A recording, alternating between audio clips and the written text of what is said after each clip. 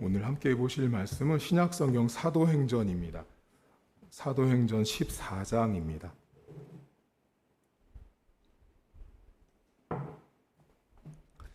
14장 1절부터 7절까지의 말씀입니다.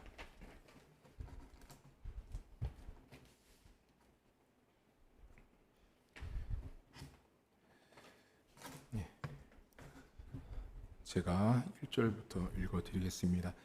이에 이고니온에서 두 사도가 함께 유대인의 회당에 들어가 말하니 유대와 헬라의 허다한 무리가 믿더라. 그러나 순종하지 아니하는 유대인들이 이방인들의 마음을 선동하여 형제들에게 악감을 품게 하거늘 두 사도가 오래 있어 주를 힘입어 담대히 말하니 주께서 그들의 손으로 표적과 기사를 행하게 하여 주사 자기 은혜의 말씀을 증언하시니 그 시내의 무리가 나뉘어 유대인을 따르는 자도 있고 두 사도를 따르는 자도 있는지라. 이방인과 유대인과 그 관리들이 두 사도를 모욕하며 돌로 치려고 달려드니 그들이 알고 도망하여 루가오니아의 두 성 루스드라와 더베와 그 근방으로 가서 거기서 복음을 전하니라. 아멘. 사도행전 안에는 사도 바울과 바나바라는 인물이 등장합니다. 사도 바울과 바나바를 통해서 선교를 하는데 오늘 여러분들이 보신 사도행전 14장은 1차 선교 여행 가운데 있었던 선교라고 보시면 됩니다.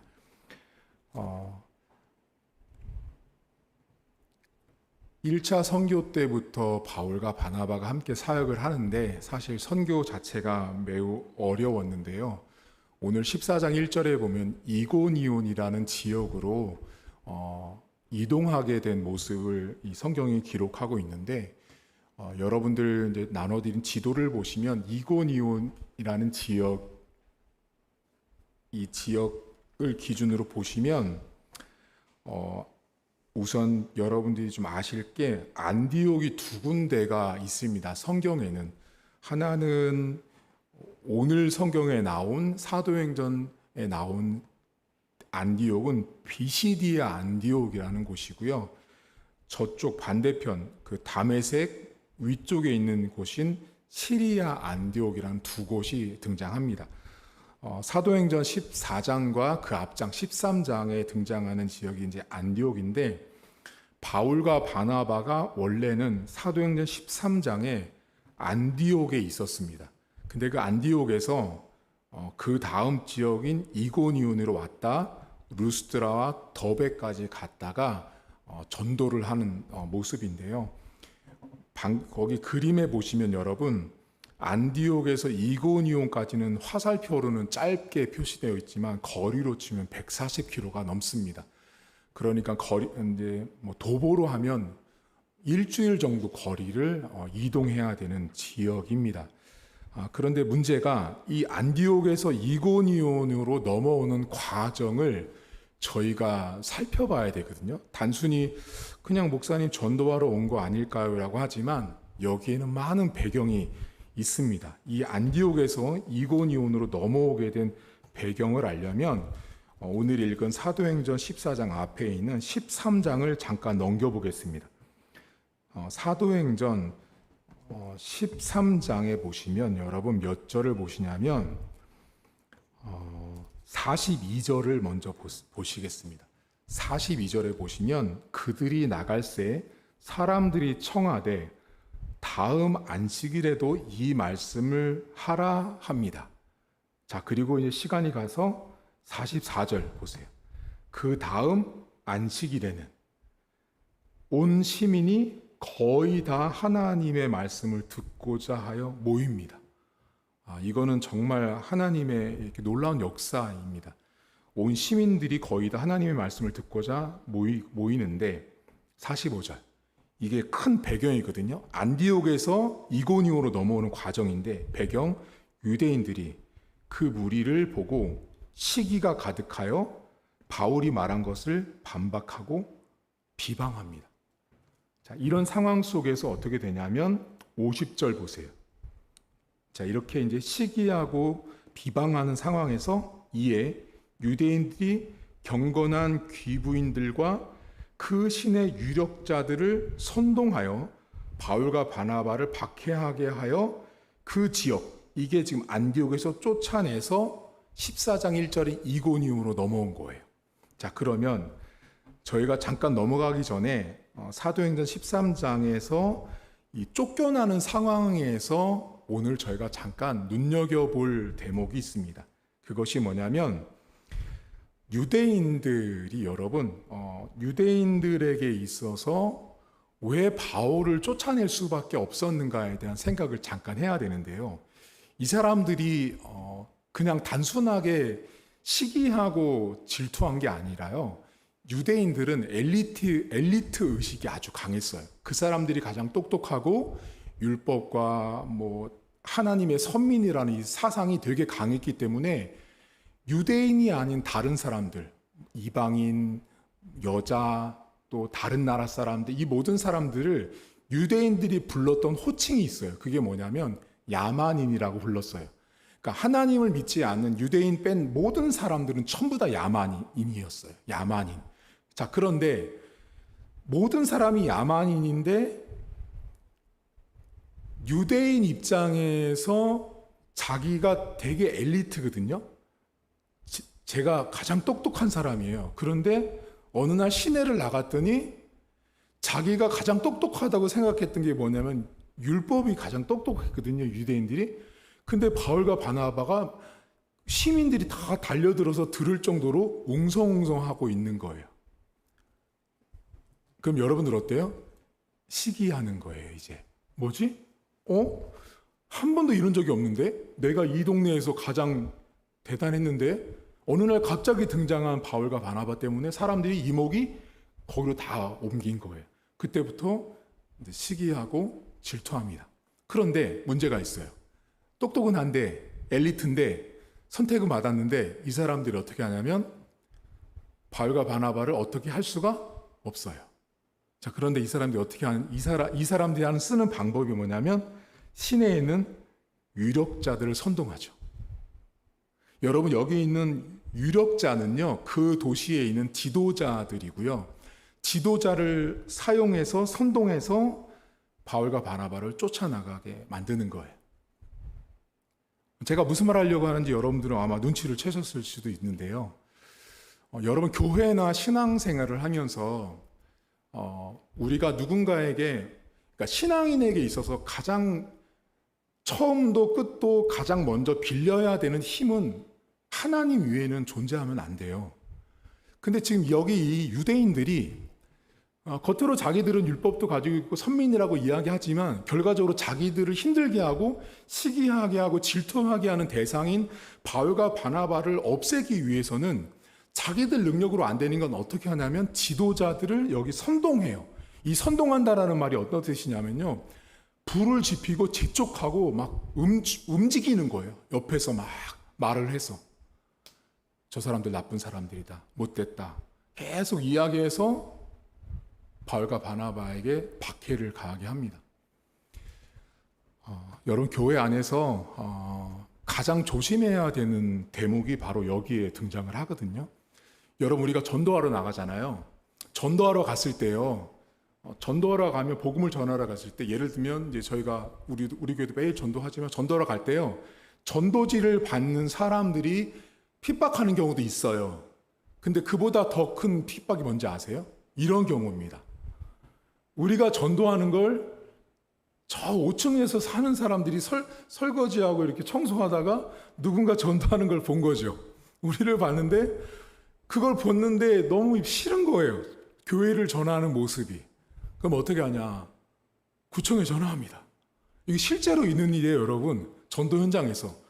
구청에 전화해서 주민센터 전화해서 저 사람들이 교통을 방해한다. 인도에서 사람들 지나가는데 텐트 치고 방해한다 해서 사람들을 구청에 있는 힘을 빌려서 자기들이 하고 싶은 일을 행합니다. 이게 전도 현장에서 일어나는 일들이에요. 여러분, 우리가 전도를 할 때 오늘 성경은 선교하고 전도하는 일이잖아요. 첫 번째는 전도를 할 때 주변 이웃들이 상점 상인들이 눈여겨보고 있다가 이렇게 연락하거나 전화하는 경우도 있습니다. 그래서 우리로 하여금 복음을 전하지 못하게 하는 일들도 종종 있다라는 걸 기억을 하시고요. 두 번째, 우리 삶으로 적용할 것은 뭐냐면 여러분들이 안 될 때 이게 어떻게 적용되냐면요, 이런 거예요. 내가 어떤 집사와 정말 관계가 안 좋아요. 예를 들면 어떤 권사와 관계가 안 좋고 장로와 관계가 안 좋잖아요. 근데 내가 도저히 죄송해요, 저 인간을 이길 방법이 없는 거예요. 이길 방법이 없을 때 어떡하냐. 담임 목사를 찾아가고, 장로 중에서 힘 있는 장로를 찾아가고, 권사 중에서도 힘이 센 권사를 찾아가서, 글쎄 말이야, 저 집사가, 저 장로가, 저 권사가 이렇게 말을 하는 거예요. 나보다 힘이 센 사람이 힘을 빌려서 내가 시기하고 싫어하는 사람을 힘들게 하는 거죠. 여러분, 이건요, 신앙인이 아니에요. 이런 사람을 기독교인이라고 부르면 안 되고요. 이런 사람이 장로가 되고 권사가 되고 집사가 되면 교회가 아주 제대로 썩습니다. 아주 제대로 썩어서 냄새가 풀풀 납니다. 여러분, 우리 교회 성도들은 저한테 와서, 목사님, 저 집사 때문에, 저 권사 때문에, 저 장로 때문에 이렇게 오잖아요. 그럼 저는 어떻게 할 것 같으세요? 그 찾아온 그분 있잖아요. 저 찾아오신 그분을 그 자리에서 저는 혼냅니다. 저를 찾아올 게 아니거든요. 오늘 성경 보세요. 유대인들이 자기들이 못하는 힘을 지도자들을 빌려서 사람들을 해코지하고 있는 모습이에요. 자, 그런데 이 모습이 이제 이고니온으로 넘어왔거든요. 그런데 2절 보세요. 14장 2절. 그러나 순종하지 아니하는 유대인들이 이방인들의 마음을 선동하여 형제들에게 악감을 품게 해요. 참, 이게 여러분 생각해 보세요. 140km가 떨어져 있는 지역이거든요. 지역도 다르고 사람도 다르고 다 달라요. 근데 어떻게 해요, 유대인들이요? 저쪽에서는 지도자를 사용하더만 여기 왔더니 이방인들의 마음을 선동해서 이번에는 뭐라고 해요? 악감정을 품게 만들죠, 여러분. 제일 못된 사람들이에요, 여러분. 사람들을 선동해가지고 복음을 전하는 사람들에게 악감정을 갖게 합니다. 그런데도 복음을 계속 외치는데 여기에 놀라운 일이 생기죠. 어디 보시냐면 4절을 보세요. 자, 그 시내 무리가 나뉘어 유대인을 따르는 자도 있고 두 사도를 따르는 사람들도 생깁니다. 5절, 이방인과 유대인과 그 관리들이 두 사도를 모욕하여 돌로 치려고 달려드는 장면이 등장을 합니다.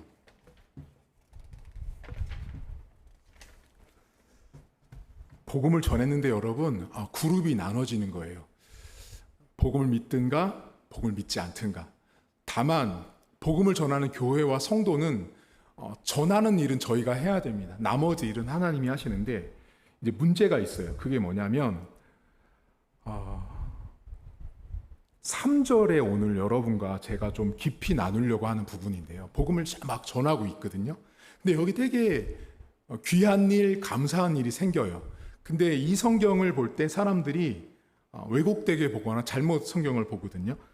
3절, 두 사도가 오래 있어 주를 힘입어 담대히 말하니 주께서 그들의 손으로 표적과 기사를 행하게 하여 주사 자기 은혜의 말씀을 증언하시니라고 딱 나오거든요. 여러분들은 뭐가 제일 눈에 들어오세요? 이 성경 구절을 딱 보실 때 100이명 100 다 어디에 초점이 있냐면, 아이고 주의 표적과 기사를 행했네요, 목사님. 여기에 다 집중을 합니다. 표적과 기사를 행합니다.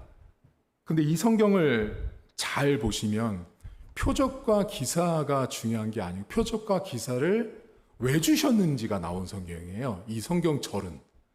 잘 보시면 표적과 기사를 행하게 하여 그렇게 함으로 인해서 자기 은혜에 뭐를요? 말씀을 증언하게 한 거예요. 그러니까 표적과 기사를 주신 이유는 표적과 기사에 매달리라는 게 아니라 표적과 기사를 가지고 도구 삼아서 주의 말씀을 전하라고 표적과 기사를 주신 건데, 많은 사람들이 이 성경을 보면서 어디에 집중하냐면 표적과 기사에 집중합니다. 여러 많은 신앙인들이 신앙생활을 하면서 표적과 기사와 하나님의 말씀 사이에서 되게 갈등을 많이 합니다. 여러분들은 어느 쪽이세요? 표적과 기사가 먼저라고 생각하세요? 말씀이 먼저라고 생각하세요? 그럼 목사님 앞이니까 당연히 말씀이 목사님 먼저라고 하시죠.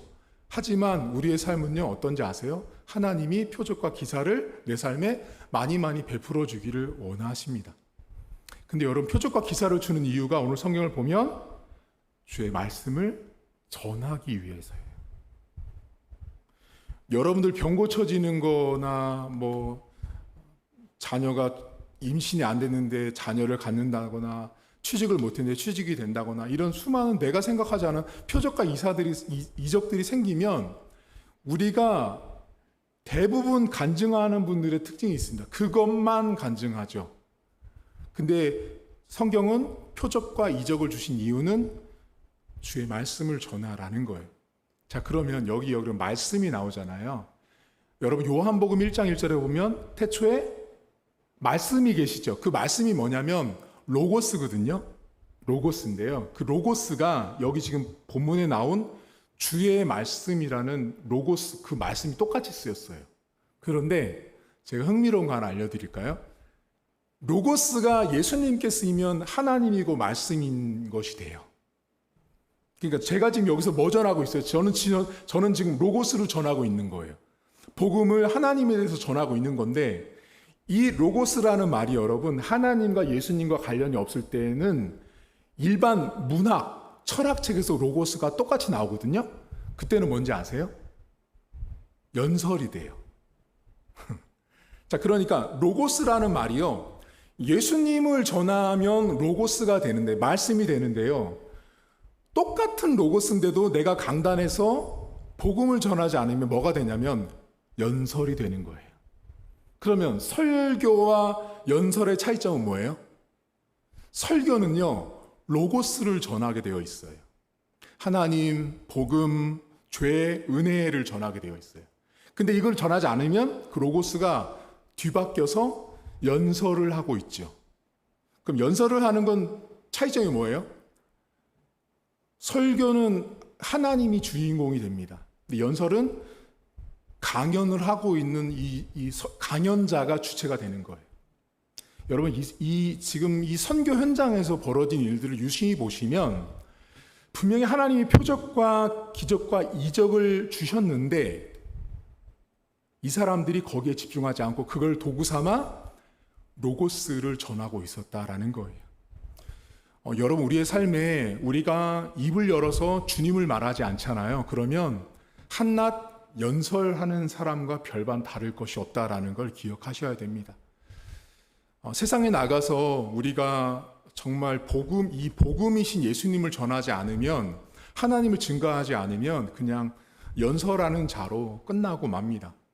제가 여러분 여기에서 이 강단에서 하나님을 전하지 않고 말씀을 전하지 않으면 똑같은 로고스라고 말하지만 그냥 연설하는 것과 진배가 없다라는 것입니다.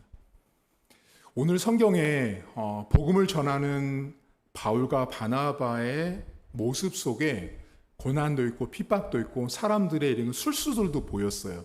그런데 오늘 이 성경에 저와 여러분들이 끝으로 주목하고 싶은 게 하나 있는데요. 3절을 다시 보시겠어요? 3절을 보시면 두 사도가 오래 있어 주를 힘입어 담대히 말하니 주께서 그들의 손으로 표적과 기사를 행하게 하여 주사 자기 은혜의 말씀을 증언하시는데, 이 모든 출발이 된 기초가 뭐냐면 주를 힘입어예요. 자, 여러분들 주를 힘입는다라는 말이 무슨 말 같으세요? 주를 힘입는다? 이 말은요, 오늘 이 금요 성령 집회 제 설교 제목이기도 한데요. 주를 힘입는다라는 말은 어떤 의미냐면 내 아래에 누가 존재하고 있다라는 뜻이에요. 내 아래, 내 밑에. 자, 그러면 여러분 잘 생각해 보세요. 제 아래에 누가 있다라는 건 어떤 의미예요? 이게 좀 어려울 수 있지만 이해하기 쉽게 설명드리면, 여러분들 자녀들 키워보셨잖아요. 자녀들 키울 때 아기들 업어보셨죠? 아기들 업으시면 엄마 입장에서는 아기가 안 보이지만 아기 입장에서는 아기 아래에는 누가 있냐면 엄마가 있죠. 업어주시는 엄마. 아기들 아래쪽에는 엄마가 있잖아요. 업어주는 대상이요. 이 본문에 주를 힘입는다라는 말은 간단히 말해서 하나님이 업고 있는 형상인 거예요. 그러니까 복음을 전하고 있는 이 선교사들, 복음을 전하고 있는 바나바, 바울을 하나님이 지금 이 사람들이 사실 개인으로 복음을 전하는 것 같은데, 이 사람들 아래에 주님이 계시고 하나님께서 그들을 업은 상태에서 선교 사역을 할 수 있도록 지금 길을 열고 있는 모습이라는 것입니다. 여러분, 신앙생활은 우리가 복음을 전하든 신앙생활을 하고 교회 생활을 하는 모든 것들은 사실 우리가 걸어가는 것 같지만 하나님께서 우리 아래에 있다라는 것들을 항상 잊으시면 안 됩니다. 우리 아래에 하나님이 계시기 때문에, 하나님이 기초이기 때문에 우리가 오늘도 복음을 전할 수 있고 우리가 오늘도 살아갈 수 있다라는 것입니다. 바울과 바나바가 주를 힘입어서 담대히 말할 수 있었던 이유는요, 그들이 하나님의 등에 엎혀 있었다라는 것입니다. 하나님이 그들을 업고서 선교를 하고 있었기 때문에 두려울 곳이 없었고 그들 안에 성령께서 함께 일을 할 수밖에 없었다라는 사실입니다. 여러분들에게 한번 여쭤보고 싶은 것은, 여러분은 하나님이 업어주세요? 하나님을 업고 계세요? 둘 중에 하나입니다. 항상 여러분 신앙은 뒤집으면 되게 간단하거든요. 내가 하나님 등에 업혀서 가는 사람이 있는가 하면요, 내가 하나님을 업고 가려고 하는 사람들이 있어요. 이게 다른 거예요, 여러분. 여러분 생각해 보세요. 하나님의 발등상은 땅이라 그랬거든요. 그럼 하나님을 업는다고 생각하는 사람은요, 땅을 짊어지고 사는 사람이 얼마나 무겁겠어요. 자, 하나님을 짊어지고 사는 사람이 무겁다는 말은 뭐냐면요, 자유하지 못해요. 불편하고 억눌리고 기도하는 것도 힘들고 예배 오는 것도 힘들고 모든 게 다 힘든 거예요. 무거운 거예요. 그건 뭐냐면 교회를 메고 다니는 거죠. 교회도 메고 신앙을 그냥 메고 다니니 얼마나 이게 힘이 들겠어요. 근데 신앙생활은 그게 아니고요. 하나님이 우리 안에, 이게 헬라어로 에피토테오예요. 에피토테오라는 말이 쓰이는데요. 이 에피토테오가 내 아래쪽에 하나님이 계시기 때문에 내가 하나님 등에 엎여 있으니 하나님이 가시는 대로 나는 그냥 따라가기만 되는 거예요. 근데 사람들이 어떻게 하냐면요, 제가 이렇게 가만히 신앙인들을 보면, 여러분 엎여 있다 보면 때로는 실증 나나 봐요. 내리겠대요. 내려가지고 걸어요. 그럼 걷다가 주님께서 이제 엎혀야지, 됐어요, 혼자 걸을 수 있어요 라고 하며 계속 걸어가는 거죠. 근데 여러분, 주님께서 우리에게 요청하는 건 간단해요. 엎혀, 너 그냥 엎이면 되는데 왜 자꾸 내려오려고 그래? 그리고 왜 너 혼자 걸어가려고 그래? 엎여 있으면 주님께서 당신이 알아서 갑니다. 근데 문제는 내려와서 그냥 걸어가면 그 사람 좀 난 사람이에요. 주님 엎이세요. 힘드셨죠? 제가 대신 업어드리겠습니다. 뭐 업긴 뭘 업어요? 주님은 우리 발 앞에 놓일 수가 없어요. 우리가 주님 등에 엎일 수밖에 없는 존재인데 끊임없이 우리가 계속해서 뭔가 된 듯한 생각을 하는 거죠. 그래서 여러분, 그런 사람들 특징이 있어요. 우리 교회는 없지만 저 다른 데 가면 막 100년, 150년 된 교회 가잖아요. 그럼 막 장로님들, 막 권사님들, 막 거룩하신 하나님 아버지. 여러분, 이런 분들 있잖아요. 제가 솔직히 말씀드리면 제 목회 경험상 전부 다 100% 가짜입니다. 네. 진짜를 만나본 적이 제가 없어요. 그러니까 강단에서 있잖아요. 대표기도를 하고 막 눈물을 막 쏟는 목회자들도 있잖아요. 여러분 보셨어요 혹시? 네. 강단에서 막 펑펑 울고 막 성령이 나게 말하고 있습니다. 막 그런 분들 있잖아. 그런 목회자들 되게 많거든요. 그리고 막 강단에 올라와서 막 장로들이 막 엄청난 미사 역구를 막 붙여가면서 기도하고 설교하는 분들이 있어요. 제 경험상 가짜입니다. 그런 분들은요, 어떻게 제가 가짜인지를 알아내는지 아세요?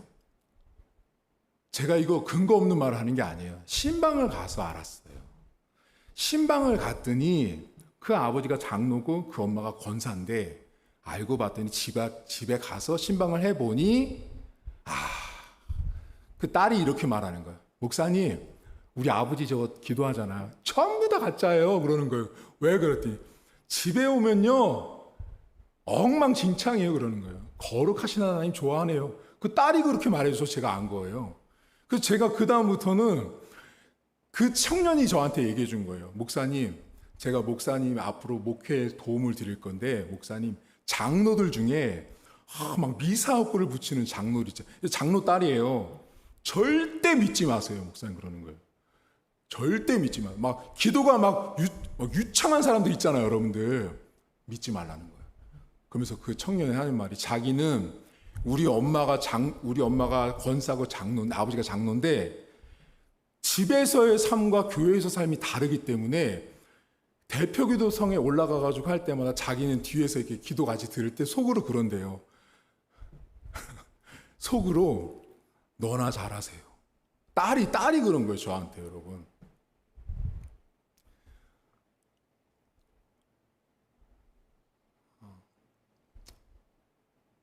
여러분, 신앙생활은 하나님이 우리를 업고 가셔야 합니다.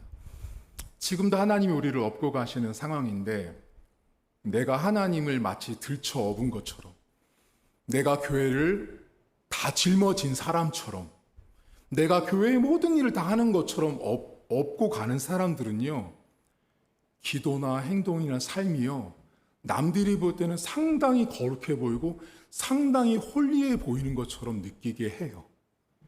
사람을 착각하게 만드는 거죠. 속지 마세요, 여러분. 그리고 그래서 저는 강단에서 안 울어요.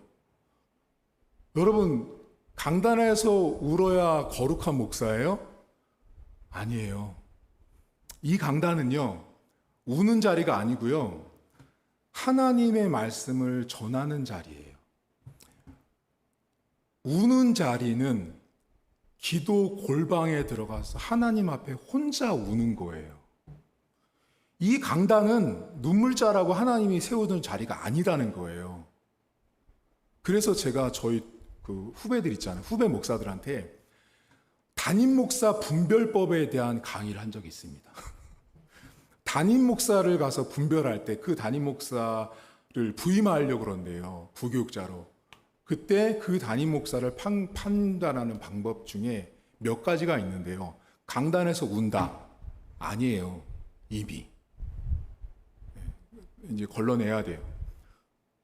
강단에서 장로님들이 기도하는데 와, 뭐 엄청나다. 아니에요. 이미. 강단에서는요, 딱 말씀만 전해야 되는 자리, 이 자리는 딱 그거예요. 다른 거 하면 안 돼요. 이 자리에 와서.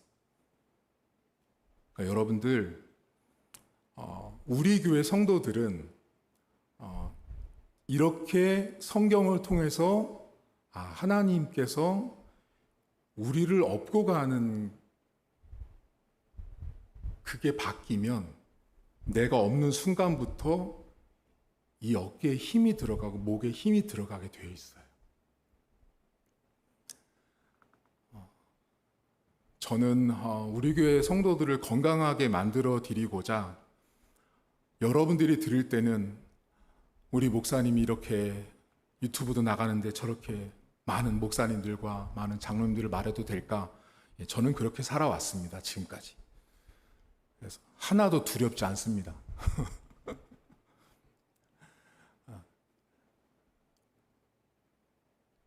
오늘 두 가지만 여러분과 마지막으로 정리를 할 텐데요. 첫 번째는요, 내가 힘이 없을 때 누군가를 선동하지 마십시오. 내가 힘이 없다고, 내가 누군가를 싫어하고 질투하고 미워한다고 했을 때 다른 사람을 들어서 상대방을 비방하는, 오늘 성경에 나온 유대인 같은 사람은 기독교인 아니에요. 절대 신앙인 아닙니다. 이런 사람들은. 세상 사람들이 이렇게 사는 거예요, 여러분들. 신앙이 이렇게 살면 안 됩니다. 두 번째, 우리가 복음을 전하는 과정에 많은 어려움이 있을 수 있지만 주님을 힘입었다라는 뜻은 주님이 우리를 업고서 우리가 복음을 전한다라는 사실을 기억하셔야 돼요. 우리 교회가 전도를 하는 모든 과정은 우리가 땅을 밟고 서 있는 것 같지만 주님이 우리를 업고 계셔서 우리가 복음을 전하고 있다는 사실을 기억하시고요. 우리가 주님을 업고 교회를 업으려고 할 때 우리 안에 교만이, 고집이, 아집이, 내 생각이 드러날 수 있습니다. 우리는 주님을 업을 수 없어요, 여러분들. 자꾸 업으려고 하지 마세요. 주님이 우리를 그냥 이미 업고 계신 상태에서 하나님께서 걸어가는 대로 따라가면, 순종하시면 주께서 복음의 역사들을 우리 교회 이 지역 인근의 많은 믿지 않는 사람들에게 우리 교회를 통해서 복음을 믿는 사람들이 더 많아질 걸 저는 믿고 주의 이름으로 축복합니다. 하나님 아버지, 성경을 볼 때마다 참 많은 생각을 하게 됩니다. 바울과 바나바가 가는 곳마다 유대인들이 자기들의 힘으로 어찌할 수 없게 되자 지도자들이나 이방인들을 충동질하고 선동해서 상대방에게 악감정을 갖게 만드는 모습들을 오늘 성경에 보여줍니다. 참 사람들이 하나님 너무나 못됐습니다. 안타까운 사실은 지금 한국에 많은 교회들이 있는데 교회 안에 신앙생활하는 많은 사람들 안에 내가 미운 사람, 내가 시기하고 질투하는 사람이 있을 때 자기가 자기 손에 피를 안 묻히고 자기 입을 통해서 누군가를 충동하고 누군가를 교사합니다. 누군가에게 이렇게 말을 하고 누군가에게 이렇게 설득하고 설득당하게 해서 그 누군가가 아파하게 하고 상처받게 합니다. 하나님 아버지, 신앙인일 수 없다라고 봅니다. 우리가 하나님의 은혜로 하나님의 백성으로 살고 있다라는 것은 은혜로 사는 것이고 하나님의 축복으로 사는 것인데, 유대인들이 복음을 전하는 바울과 바나바를 향해서 사람들을 선동했던 모습이 교회 안에 있습니다. 담임 목사란 사람은 장로들을 선동하기 위해서, 자기 안건을 이끌기 위해서 몇몇 장로들을 선동하고 몇몇 권사들과 몇몇 집사들을 선동해서 의견을 맞춰가는 담임 목사들도 수두룩합니다. 또 장로들은 자기들의 의견을 맞추기 위해서 30-40명 되는 장로의 그룹들 안에 20명을 자기 편으로 만드는 못된 장로들도 있습니다. 하나님 아버지, 우리 교회는 그런 문화가, 그런 태도조차도 뿌리 내리지 않도록 막아주시고 우리 교회는 건강한 교회가 되어지길 원합니다. 세상 사람들도 하지 않는 짓을 교회 안에 와서 내가 시기하고 질투하는 사람을 없애기 위해서, 내쫓기 위해서 다른 누군가의 입을 빌려서 다른 누군가를 변화를 시키는 악한 죄를 범하지 않도록 우리 교회 성도들을 건강하게 말씀으로 양육시켜 주시고 건강하게 신앙인으로서 성장할 수 있도록 하나님 도와주옵소서. 하나님, 교회는, 선교는, 전도는 내가 주님을 업고 가는 것이 아니라 하나님이 우리 발 아래 계셔서 내가 주님의 등을 보는 것입니다.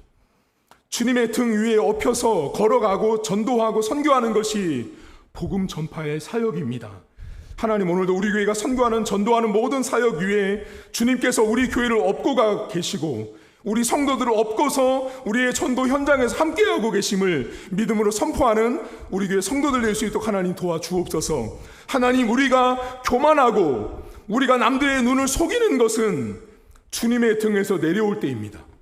주님의 등에서 내려와서 내가 주님을 업겠다라고, 이제는 내가 담임 목사쯤 됐으니까, 내가 이제 목회를 20년 정도 했으니까, 내가 이제 장로를 어느 정도 했으니까 주님 정도, 이 교회 정도는 업을 것처럼 엄청난 착각에 빠져 사는 사람들이 너무나 많습니다. 하나님, 이 땅에 살고 있는 그 어떤 인간도 주님을 업을 수 없습니다. 모든 죄인은 하나님의 등에 업혀야만 하루를 살 수 있는 존재임을 고백하게 하시고, 우리 교회를 업을 수 있는 사람은 우리 교회 안에는 아무도 없습니다. 담임 목사도 주님을 업을 수 없으며 그 어떤 자도 주님을 업을 수가 없는 것입니다. 또한 주님의 등에서 내려올 수 있는 존재도 우리 교회 성도들 가운데 아무도 없는 것입니다. 하나님, 늘 하나님의 등에 업혀서 하루를 살게 하시고 평생을 살다가 하나님 나라 가는 저희 성도들 될 수 있도록 은혜를 베풀어 주옵소서. 그래서 하나님의 은혜가 온 성도들의 삶에 풍성해지게 하시고 하나님의 등에서 내려오려고 하는 고집을 버리게 하시고, 좋을 때나 나쁠 때나 힘들 때나 어려울 때나 주님 등에서 내려오지 않게 하시고, 내 눈에는 항상 주님의 등이 보이게 하셔서 주님 가시는 곳에 내가 항상 함께하는 인생 될 수 있도록 도와주시고, 주님의 눈이 머무는 곳은 다른 데 있지 않습니다. 주님이 가는 곳이 주님의 뜻이 있는 곳이고 주님의 목적이 있는 곳이오니, 우리 교회가 그렇게 하나님 앞에 쓰임받는 교회 성도들이 될 수 있도록 은혜를 베풀어 주옵소서. 이제는 우리 주님 예수 그리스도의 은혜와 하나님 아버지의 살아계심과 성령의 위로교통 충만하심의 역사가 내가 입을 열어 누군가를 악감정을 갖게 하는 신앙인 성도 크리스찬으로 살지 않겠다고 굳건하게 다짐하는 우리 성도들 머리머리 위에, 그리고 이제는 더 이상 내가 교회를 업을 것처럼, 내가 주님을 업을 것처럼, 내가 전도하는 현장에서도 뭔가를 해낼 것처럼 하는 나의 신앙을 자랑하는 게 아니라 항상 주님의 등에 업혀서 평생을 살다 하나님 나라 가겠다고 다짐한 사랑하는 성도들 머리머리 위에 이제로 영원토록 함께 있을지어다. 아멘.